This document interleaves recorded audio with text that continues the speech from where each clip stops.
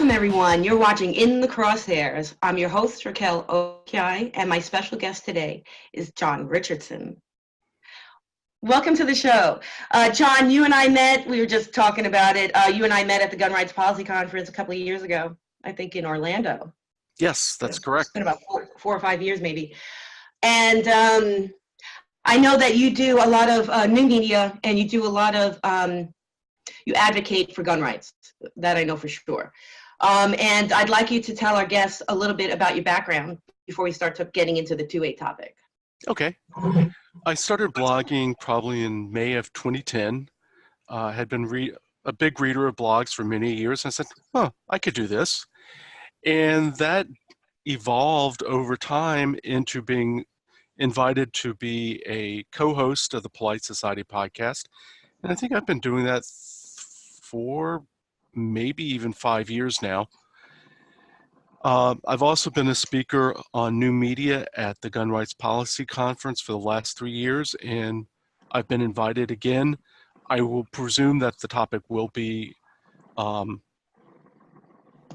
using new media to promote gun rights. I'll also be a speaker preceding the Gun Rights Policy Conference at AmCon, which is a alternative media conference the day before Gun Rights Policy Conference, talking about blogging.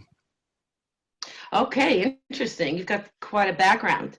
I want to let everyone know that the Gun Rights Policy Conference is in Chicago this year, and it is the weekend of the September 21st. So it's Friday, Saturday, Sunday conference. You get a lot of like neat books like this for free and lots of materials and awesome speakers, including John, which is great. So I'd like you to talk a little bit about how you use new media to promote the Second Amendment. The way I use new media to promote the Second Amendment is my blog goes out. I've had over 2 million visitors since 2010. It was probably a little bit more, I don't want to say influential or popular pre-podcast era.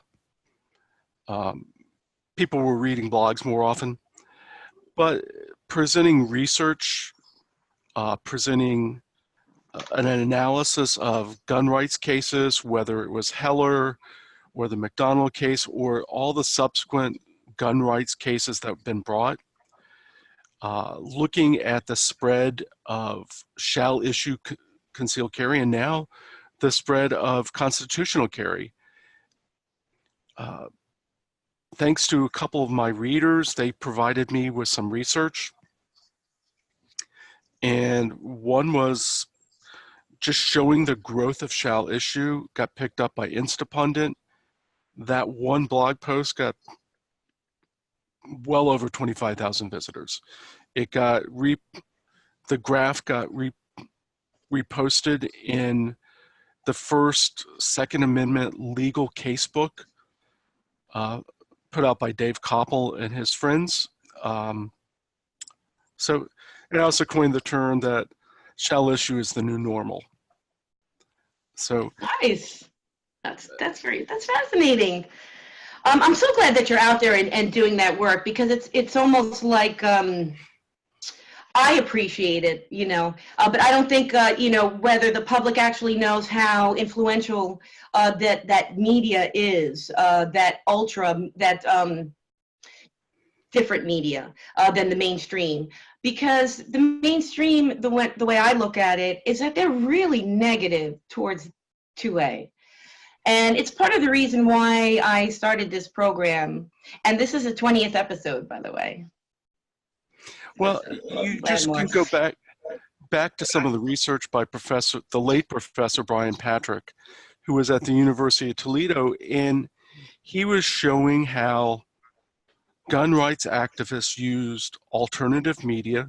Back then it was bulletin board systems where you would have to dial in, and the mass media had no clue that there was this almost a subterranean guerrilla warfare used to promote gun rights. And in Florida, for example, that's how they got shall issue concealed carry and how it spread to a lot of other states.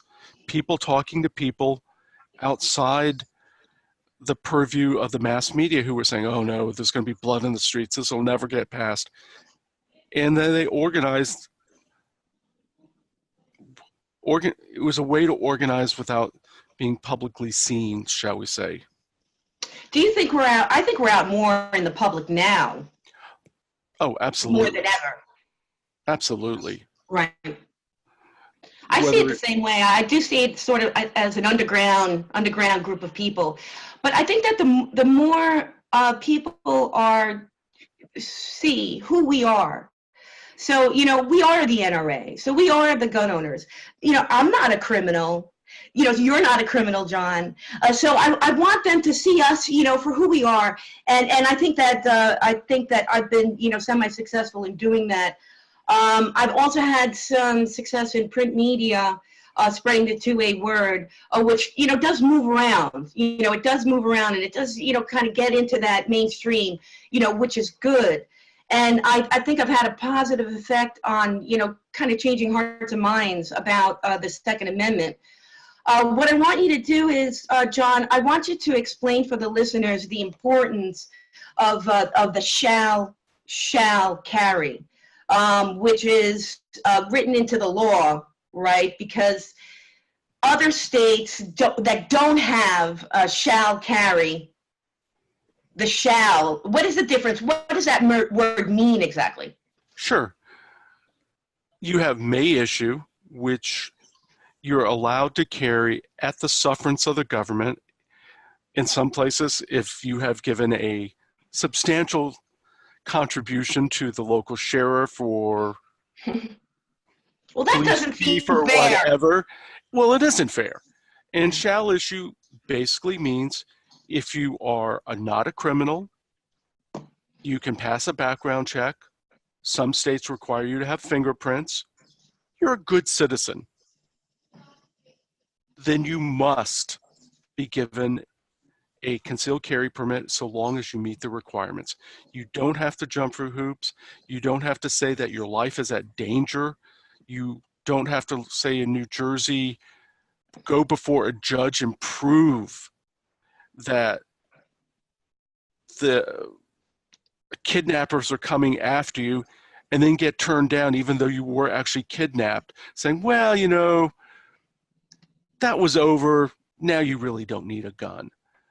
I have seen that too in so many cases in New Jersey, because they have the May issue. So the state legislature comes up with all these hurdles. If you want to apply for a permit in the state of New Jersey, it's absolutely impossible.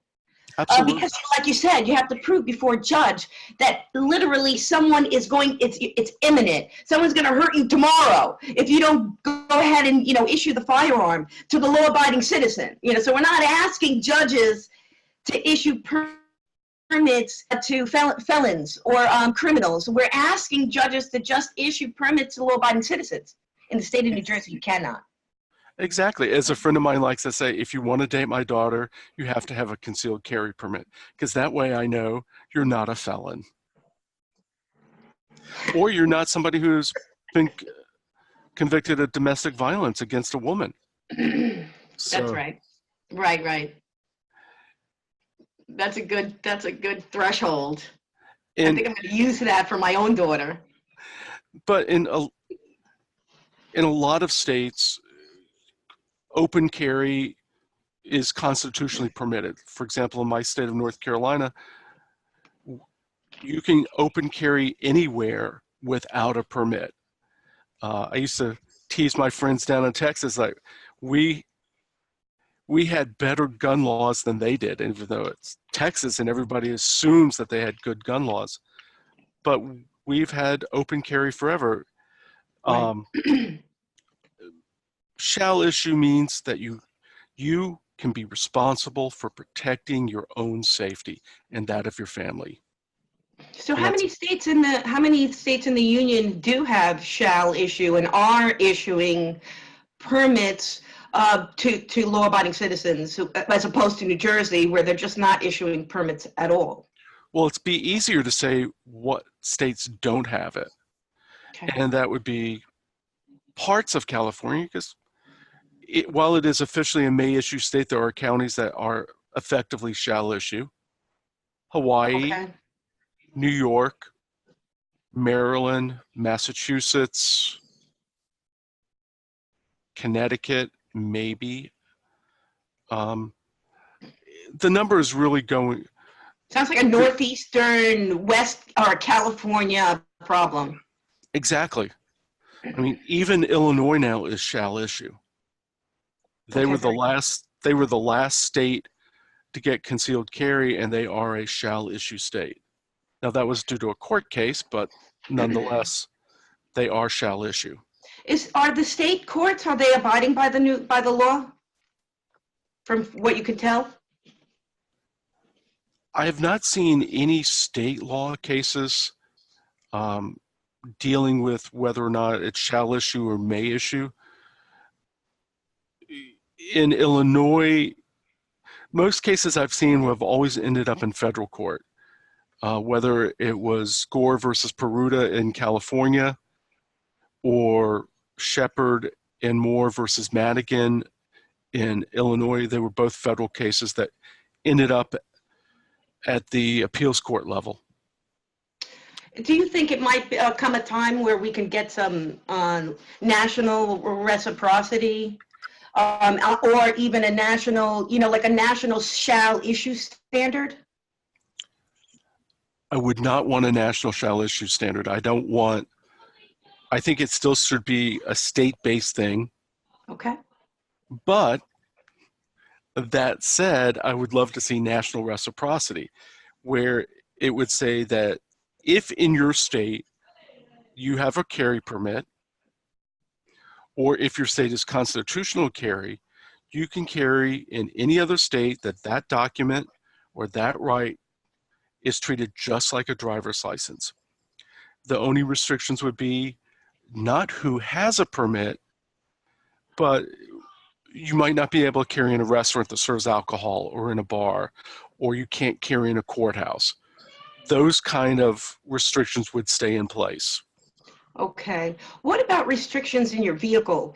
Because, traveling, like say between Pennsylvania, New Jersey, where you have very different, New York, have very different rules and regulations concerning how your firearm can be kept inside your vehicle. So you might have to pull over, take your gun out of the glove compartment, put it in your trunk, unload it. All these sorts of different types of laws. Would a national reciprocity law fix some of these problems for travelers? It could be if it had amendments. I mean, officially, the Firearm Owners Protection Act, FOPA, of 1986, is supposed to protect you if you're going from place A to place B, even if you go through New York or Boston or whatever, so long as you're legal where you began and where you end, as long as the firearm's locked in your trunk, unloaded, etc., you should be safe. That said, for example, people that are flying, they get delayed in Chicago, they get delayed in at LaGuardia or JFK, and they have to spend the night, they can be screwed. Yes, it is. It is true, and there are plenty of cases of that going on. And so you think the national reciprocity could control some of this in the sense that people aren't harassed when we're traveling between states, whether it be by plane or car? Exactly.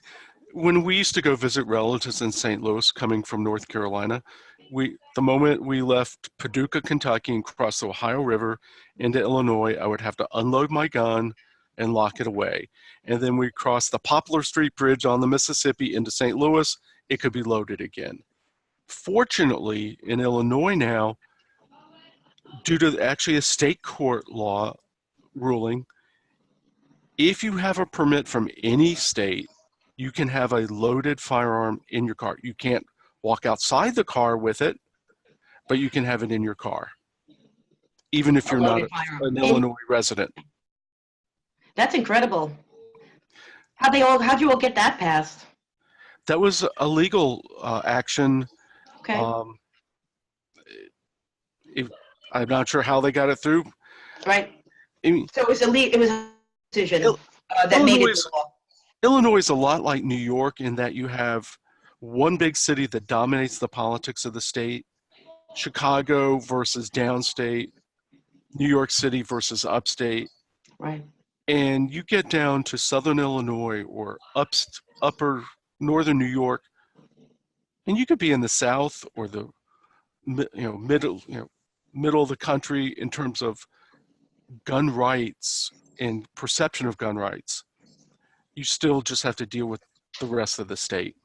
You have to deal with the things that are imposed upon you by politicians in Chicago or New York City. But the judges tend That to is certainly be true. Yeah, I'm a New Yorker, so I definitely experienced that. Sometimes people north of New York City, they want to just disassociate from New York City altogether because it's so slanted. New York City is absolutely so 100%. They're so liberal. You know, they're really like, they come up with the craziest things. I mean, look, we have Safe Act, of course, which is, I think, against the Second Amendment, because it literally makes it, unlawful to have a firearm. And then it created a situation where you had New Yorkers, law-abiding citizens, became criminals overnight. exactly. I was talking to a friend of mine just recently about that, and I said, Staten Island, which is where my mother and my grandparents came from, they would like to join upstate. They would like to separate from the rest of New York City because they are not only the forgotten borough, but they're also the only place you might find conservatives in New York. That's true. Right. I'm from Queens County, but I used to be a member of the Conservative Party. So we kind of like, we took a hard right. You have to sort of take a hard right position to counter the hard left. And sometimes we sort of got a bad rap for that. But they're conservatives in New York City. They're just far and few between, unfortunately. And what we find, John, and I know you will agree with me on this, when we have particularly in the inner cities with the very strong gun control laws, what we see are higher rates of crime. And when we have lax little gun control laws, we see a reduction in crime. So the stats are out there, right, to show that an armed society, is a safer society, not just a polite society, right? And I wanted you to also express your opinion on this, as far as what it means to us as Americans, to be able to have that, to keep our God-given Second Amendment rights. Well, it means that we are responsible for ourselves, and it allows us to be responsible. The perception that gun owners are cousin-marrying redneck hicks wearing bibbed overalls, barely subsistence incomes is really ridiculous. Guns are not cheap. We tend to have average or even higher than average incomes. The people I've run into tend to be educated or extremely well educated. We're law abiding. It is our right and our responsibility to be armed to protect ourselves, our families, and our communities. And if you want to take it a step further, it is also a guard against tyrannical governments.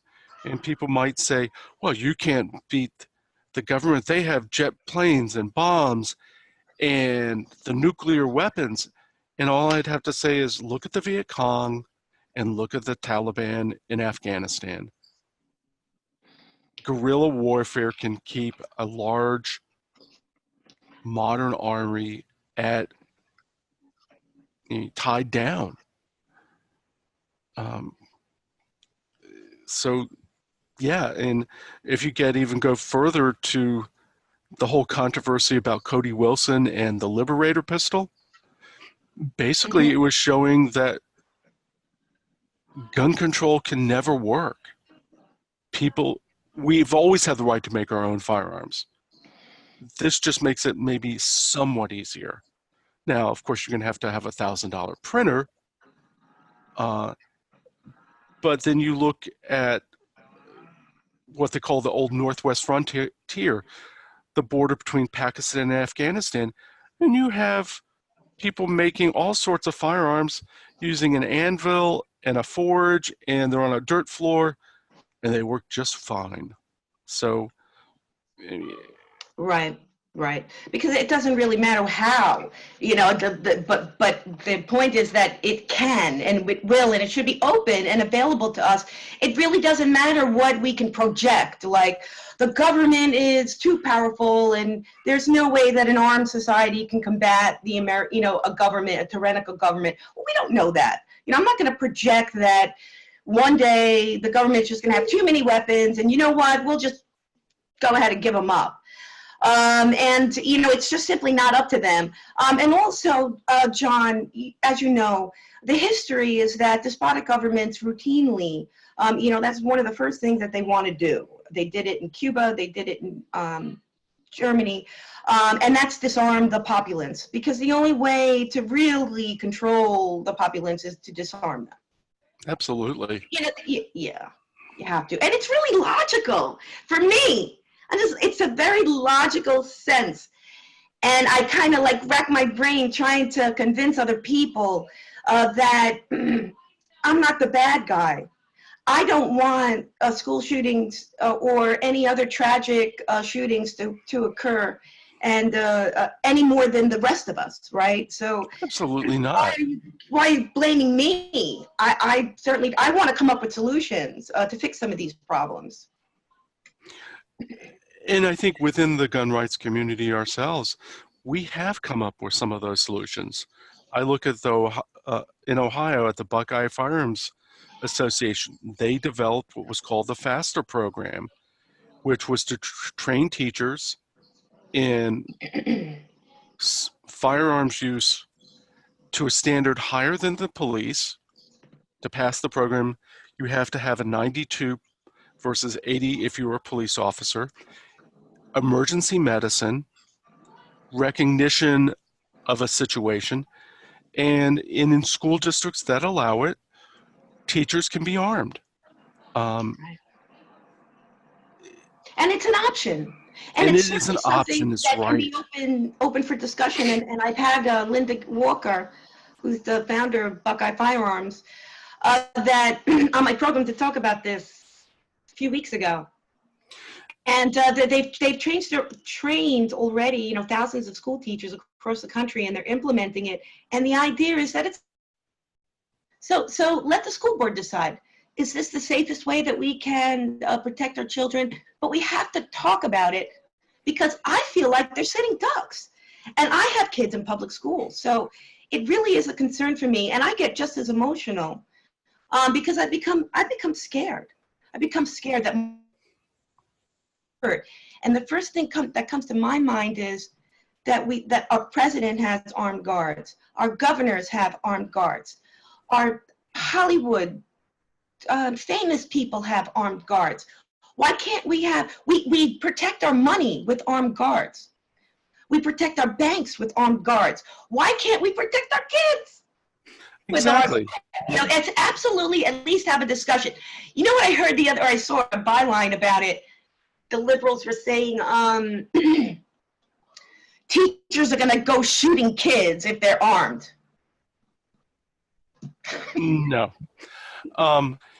And one thing that I've heard recently that really kind of disturbs me is that there is an effort, and I think it's a good effort, and it doesn't matter whether you're pro-gun, anti-gun, or what, is to train teachers in emergency medicine how to stop the bleeding.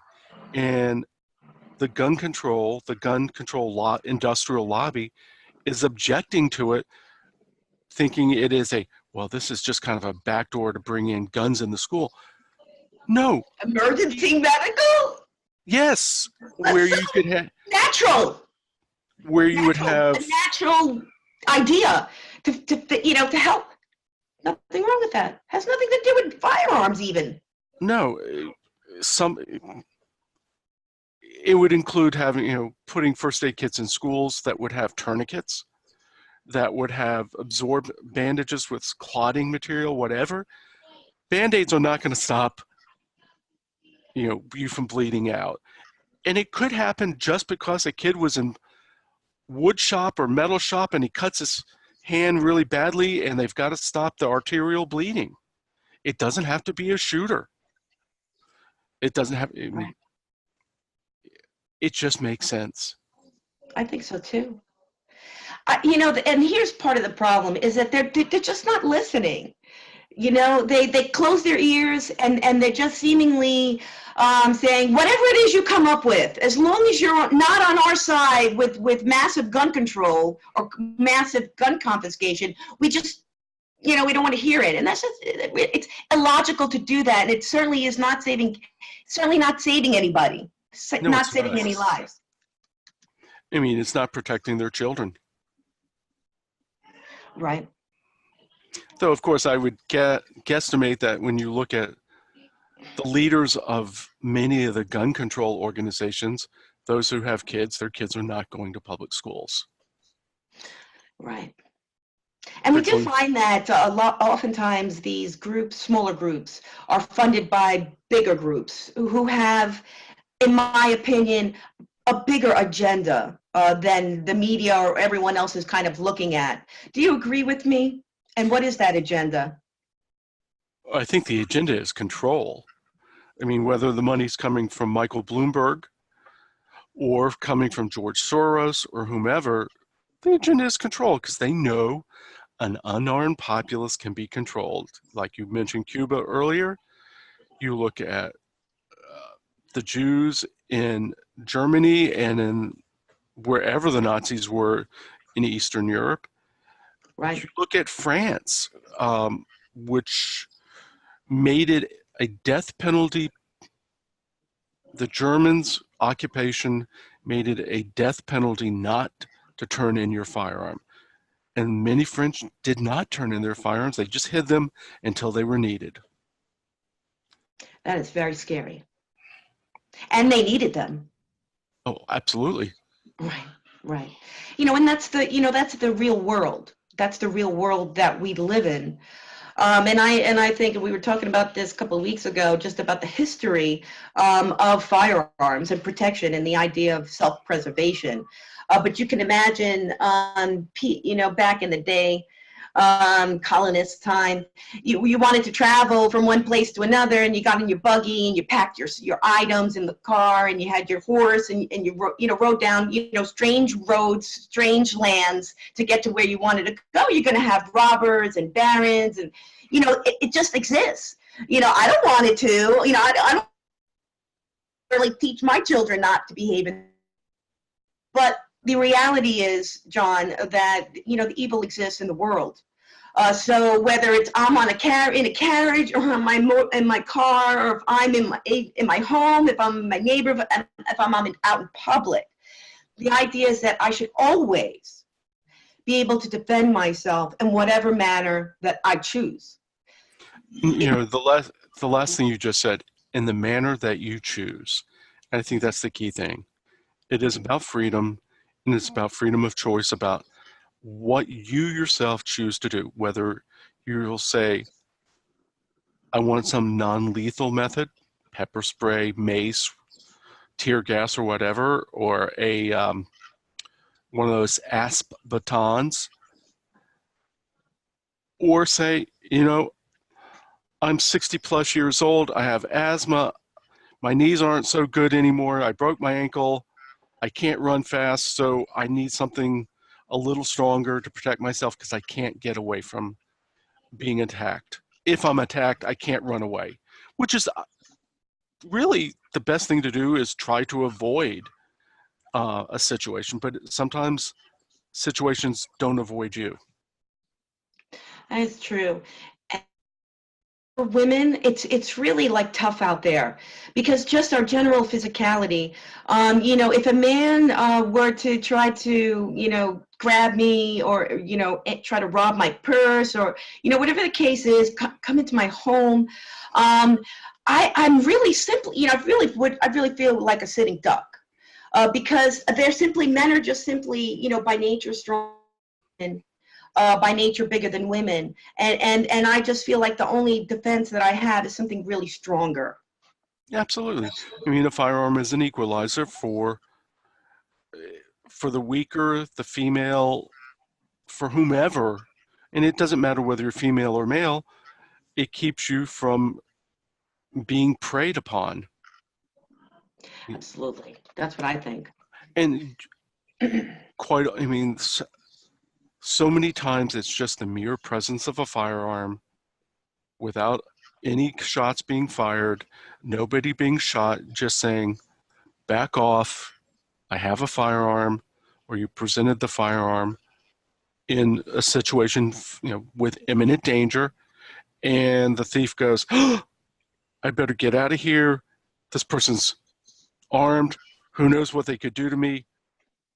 They were not the weak victim. They were not the sheep that my wolf thought they were. And so let's find somebody. And all of those times really aren't, they're not recorded, and they're not talked about either. When in fact, there really is a high rate of times where it's acting as a deterrent on individual basis in our everyday life. And really that having a firearm to protect yourself is actually saving lives every single day. No one even knows about it because of those differences. There was a professor at the Florida State University, Gary Kleck, who estimated that firearms are used 2 to 3 million times a year to prevent, without being fired, with nobody getting hurt, that are being used that many times a year to stop crime or stop an assault. That's exactly right. I was thinking about him too. Defensive gun use doesn't mean you have to pull the trigger. It just means that you have to be armed. And nowadays, even in your home, if you have people, the politicians say, well, why do you need 30 rounds? Why do you need high capacity magazines? Or as I call them, standard capacity, because that's what the gun was designed for. If you have 2, 3, 4, 5 home invaders, who gets the 6th shot? Okay, you got 1 bullet per 5 home invaders. What are you going to do? Is the 6th one for you because you've missed and they're going to get you? I mean, no. Right. It's ridiculous. I mean, you should have as many as you to put reasonably think you need. Right. As long as you have the permit, I really don't see the restrictions on the ammo. It doesn't make any sense to me either. No. I want to know what your reaction would be to a lot of people say, "Oh, what are you, paranoid, Raquel? What are you afraid? You're going to go out there and someone's going to mug you all the time. What do you do? Go in bad neighborhoods and stuff like that. Like they criticize me. What are you scared? And it's like, I just want to protect myself just in case." What would be your answer to them? I'm not scared. Number one, I don't go stupid places with stupid people and do stupid things. And I think gun trainer John Farnham came up with that. And no, I mean, it's a good one. No, I'm not paranoid, but I know evil exists. Mm-hmm. It can strike you anytime, anywhere, even in good neighborhoods. And it's not that I'm paranoid, it's just that I am mitigating the risk. I mean, I'm doing risk avoidance in 2 ways. One, not going to bad places, but also having a way to protect myself if something happens otherwise. So. Right. And if for the public, if you all want to protect yourself in some other means, that's okay with me. I'm not going to try to stop you. No, I'm not going to tell you what you must have. Well, just don't tell me what I can't have. Exactly. Right. And I think that's fair. I think that's fair enough. But it doesn't roll down that way. And as you have mentioned earlier, John, about you think that the states, it comes down to their decision. The federal courts, they break down the law, and the states have to abide by them. But what happens in these situations, which I think are occurring now? The state legislatures not really abiding by the federal case law about gun rights. And so then you have, you know, cases being brought up, and people are afraid to actually file cases because they don't want to make bad case law, and they want to make sure the judges are all situated in the right place. I mean, why all this like game playing? Why can't the states just, you know, have a serious conversation, you know, in their state houses about what is the best policies, you know, for the American people, and then go ahead and bring in the experts and have a conversation about it? And when I say the experts, I mean the firearm groups, the NRA, the Second Amendment Foundation, organizations that have been around a long time and have, you know, sufficient expertise in the topics. Let them come in and talk to the state legislatures and tell them, you know, the truth, of the logical truth about guns and gun control and how that affects law-abiding citizens, or rather penalizing law.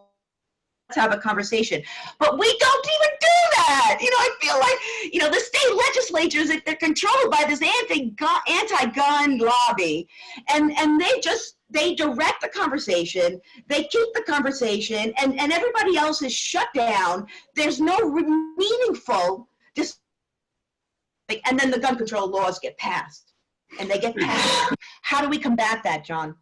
Well, that's what happened to you in Florida. However, after the Santa Fe shooting in Texas, you know, the governor was coming out with a 40-point thing, including red flag laws.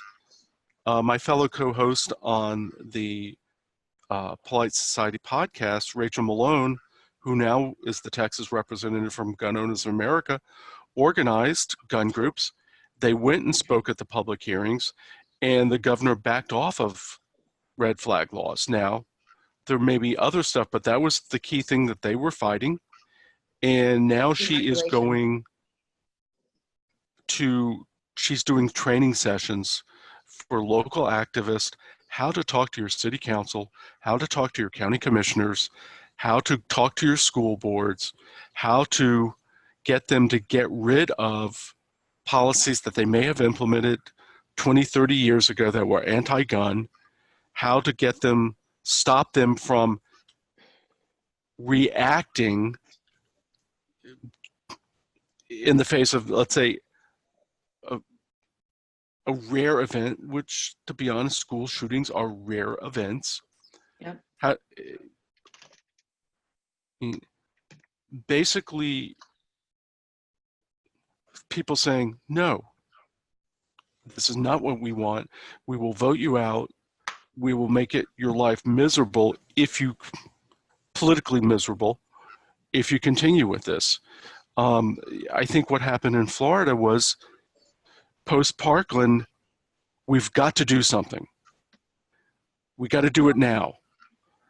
And from my own studies way back when, in public policy and economic policy, sometimes the best policy that was the most effective was to do nothing, to leave stuff as it was. But the media is pushing. You have the little camera hog out of Parkland pushing with his armed guards where he's traveling. He wasn't even there. I know. Right?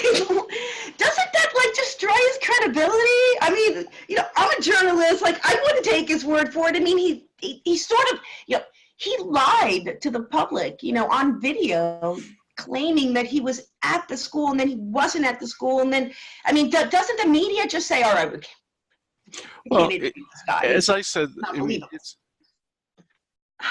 even if he was on campus that day, and I will give him the benefit of the doubt that he was on campus, he was not a freshman, and it was the freshman building that got hit. Calling himself a school shooting survivor is the equivalent of me saying, I lived in the United States on 9/11 and I survived it. Even though I was multiple states away and, you know, was not in New York and was not in DC. I did know people that were killed in 9/11. Yeah, it's very fraudulent, and it's not fair, and it does the public a real disservice when when you're not getting honest commentary from your outlets, which is just terrible. You're absolutely right, John. The state legislature in Florida really moved quickly. I would mind them having a discussion about it. I just would have really liked to see them take a step back, let the emotions out, let the emotions steady down a little bit. I was a little bit I was emotional myself. My take was, get the guns! I want the teachers armed! Because I want people, I want to protect my kids just like you protect the president. That was my emotion, and maybe my way would have gone too far. I'm willing to admit that because my initial reaction was emotional. But as I take a step back and look at the entire, the totality of the situation, our state rep was a guest last week on my show, Matt Caldwell, and he was talking about this because he was in the state assembly, and he was saying that they pushed it very, they just shoved it down your throats. With all of that emotion behind it and shoving it down your throat, it was very illogical. And I think that if I, taking a step back, my conclusion probably would have been do nothing, just like you said. Because the laws that were passed, the restrictions that were more gun control restrictions that were passed really had nothing to do with preventing school shootings. It's just a knee-jerk reaction, like a feel-good law. Right. I mean, you referred to the New York SAFE Act earlier. That was done immediately after the Newtown shootings for the same reason. It was an emergency law. What passed in Connecticut was exactly the same. And here now in Florida, or you now in Florida, you're hearing, thanks to the Sun Sentinel out of Fort Lauderdale, that the Broward County school system screwed up. You had a mentally ill kid who sought help, and the educational bureaucrats sloughed it off, put it from one desk to another, and he didn't get the help he needed, and he went off the deep end. And we think there might have been a concerted effort to keep those numbers down because there was policy that came out of the Obama administration to reduce the amount of incarcerated kids, which I think is a good cause. But what it ends up, people go too far, right? So now they're shuffling under the rug, maybe criminal behavior inside the schools that shouldn't be shuffled under the rug just to keep their numbers down. So it was about money for them. In Broward County, and I understand several other counties that have also implemented this program to reduce the amount of kids incarcerated. But look at the effects of it. So we don't want to, obviously we don't want kids in jail, right? But at the same time, we have to hold people accountable to their actions. And if behaviors are occurring, I don't care if your numbers look bad or not, as educators, of course, you have to deal with it. So now, of course, now we know some of the breakdown of the system that was occurring, and we can take a look at that, and we could talk about fixing some of those things so that it doesn't happen again. And now we're talking logically. Exactly. I mean, if the legislators in Florida knew that at the time, would they have said, oh, we cannot allow 18-year-olds to buy Ruger 1022s or whatever, or would they have said, we need to have something to hold educators accountable for when they let people go through the cracks, to get kids who have issues, who are damaged, the help they need so that they don't go off the deep end. That would have been a much more effective policy. Yes, I agree. And I hope the public, I think little by little, the public, people start to get it. And I also understand, the numbers say that the public generally don't trust the mainstream. So they've probably taken a lot of it with a grain of salt. At least I hope they do. But I think that part of the problem is that I think they're a small minority. the big gun confiscation group. I think they are a small minority, but they're very loud. They're very well funded. And well funded, right? And that's why they're loud. But that's a new phenomena. Pre-Michael Bloomberg getting involved, they were not that well funded. I look at Shannon Watts, I'm just a stay-at-home mom with 5 kids. Pardon me. You were a PR executive remaking your career, and 2 of those kids were already in college, and they were your stepchildren. And people don't like to talk about that she worked for the evil Monsanto as their PR person, and maybe, sloughed a lot of stuff under the rug. It was a way for her to remake her career, to remake her publicity, her public persona. I know I got a response from her once on Twitter, "Oh, I take no salary."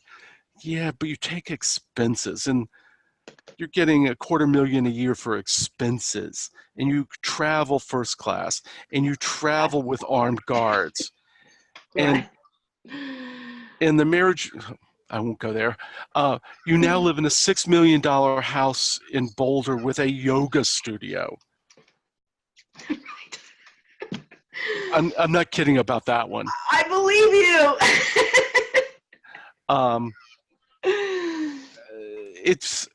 And we can't have guns in the school, and we can't have college students carrying on campus with a carry permit. We would not want our kids to go to a school like that.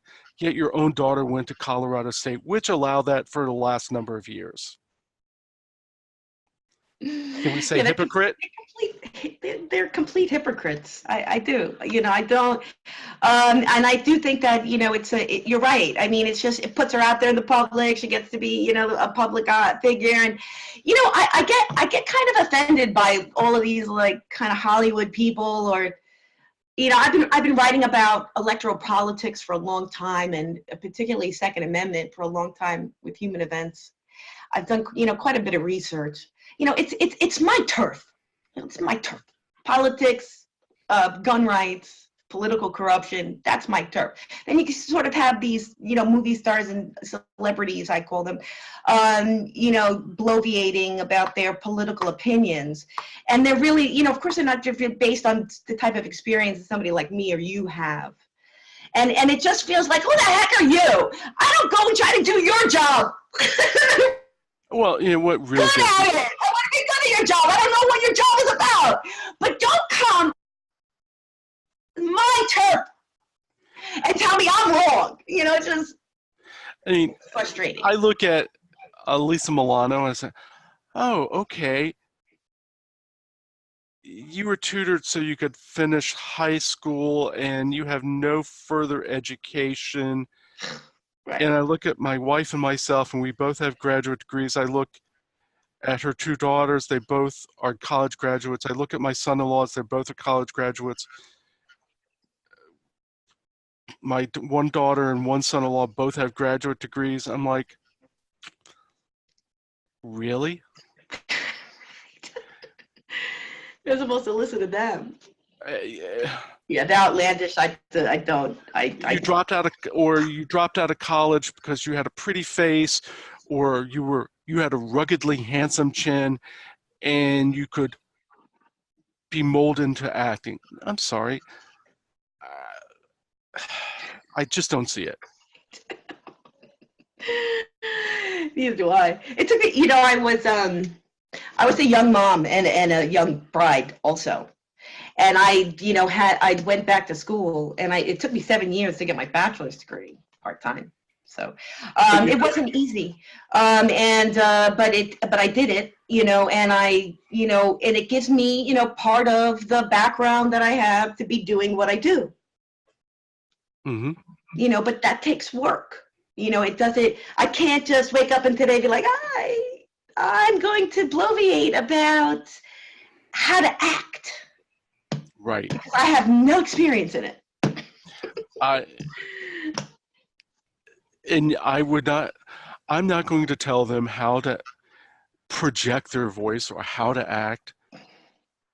I'm also not going to support them at the theater. I haven't been to a movie theater since probably year 2000. My wife and I say that we have movie ADD. We just can't sit through a movie. We get bored. We have to do other stuff. Yeah. And I don't want to support them with my money. I mean, Yeah, that's how I feel too. I don't watch television, or I certainly don't watch a whole lot. I don't watch any television news because I feel I feel like it's so slanted. So I gave it up a long time ago because I wanted to give the news, report the news without any bias, from either way. And it's been very successful because you don't have to get, what I'd like to do is I go online and I really get my news online, or newspapers that I read regularly and trust, particular writers and things like that. well, you could read the front page of 1 or 2 pages in a newspaper, and in 30 minutes, you will get more news than you will get on a 30-minute national broadcast with David Muir or whomever. And you won't be assaulted with "in breaking news" as we come on the air. It's like, okay, that is so lame to say that every time you come on the air. Right. I do like you. I mean, it's like, the things we watch on TV is we sometimes will watch comedies, or we'll watch baseball or sports, and then do stuff in the background. Right. I know. I get really bored too. I'm not a big movie person because I feel like I gotta go do something. I have to go do it too. I feel the same way. This has been a great show, John. Very informative. Thanks so much for coming on, and kind of a last minute for me. So I really appreciate. Well, I appreciate you having me. You're welcome. I want you to go ahead and give the audience some of those websites, Society. Where can we find you there? I also have been a host at the very beginning and a guest on that Polite Society podcast. Yeah, You can find my blog. Great program. Yeah. You can find my blog, No Lawyers, Only Guns and Money, at onlygunsandmoney.blogspot.com. Thank you. I will have 3 to 4 posts per week on average. And if you want the Polite Society podcast, we just did our 460th episode last night, which should be coming out in the next week or two. You can go either to www.politesocietypodcast.com, or better yet, download it through iTunes, Stitcher Radio, or wherever you get Android. So we are available.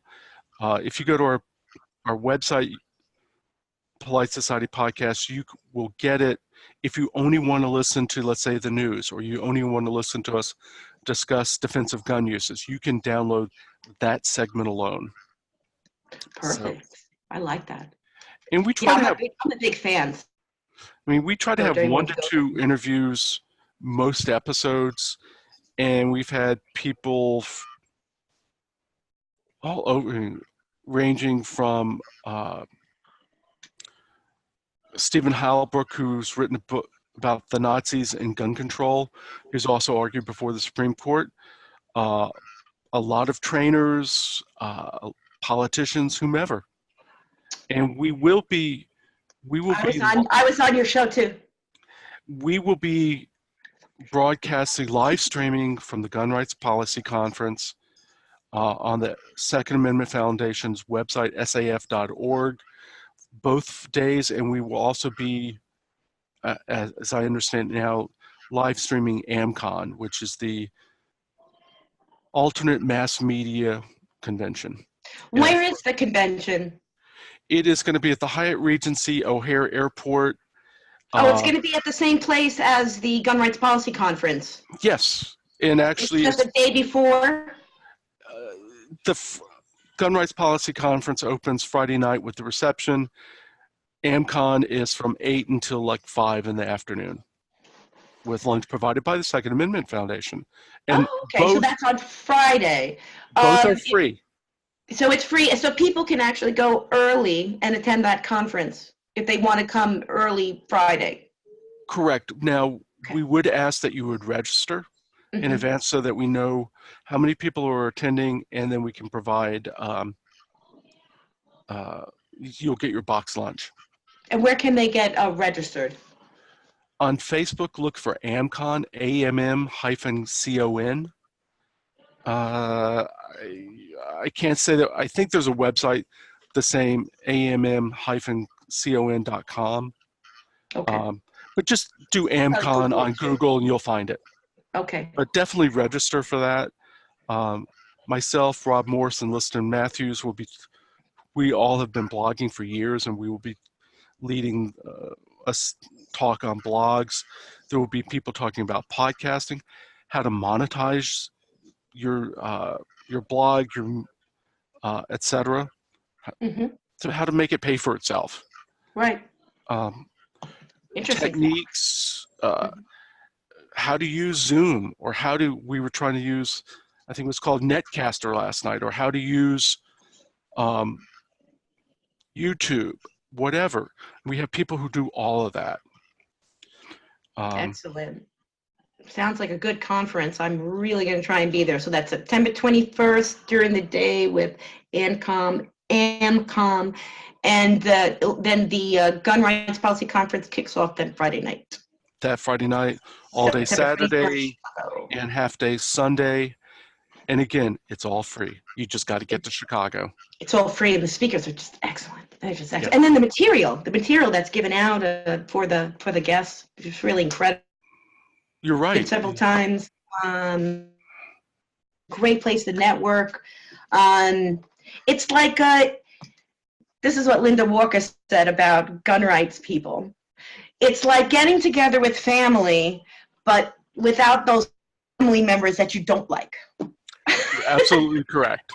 I mean, I've met so many people since I've started the blog or the podcast. I have friends all around the country. People that I've met through the gun rights movement. It's a family. It really is. It definitely is like a family. And I felt really so the other day, yesterday, I was going through my Rolodex. I got all my gun rights people, and I said, "Oh, John! I got John on my show." That's exactly right. Yes. Alrighty. We are at the end of the show. John, again, I want to thank you for this program. Very, very informative. Very good. I always learn something new from my guests. But I do want you to go ahead and have the last word. My last word is thank you for having me. I appreciate it. You're very, very welcome. So we do something here on In the Crosshairs. Every time. We have to wait. Bye. Bye. See you next time. All right. Thank you.